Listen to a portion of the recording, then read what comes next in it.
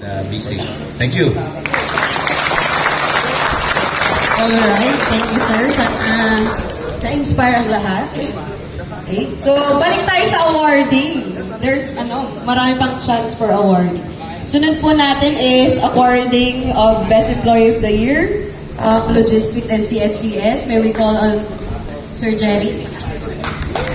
So, magandang hapon sa ating lahat and yun nga lang, Merry Christmas. So, sa logistic and customer facing supply chain, no? So every month, yung sections natin, nagre-recognize kami na kung ano yung pinaka-best staff for the month. No?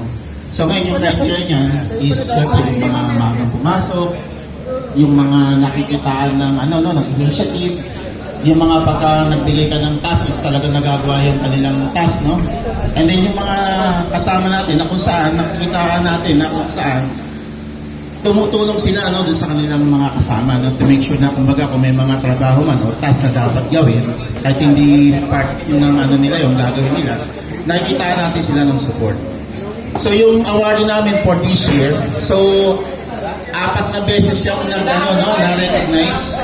So ibig sabihin, sa 12 buwan, sa loob ng isang taon, so itong award namin is 4 na beses na na-recognize. So, okay, so let me call on Tonton.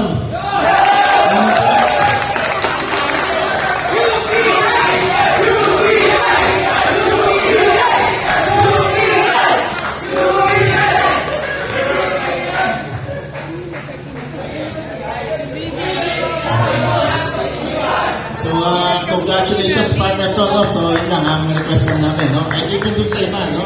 So, hopefully na makitaan din namin kayo ng yung sigas, iba, no? Sa trabaho natin.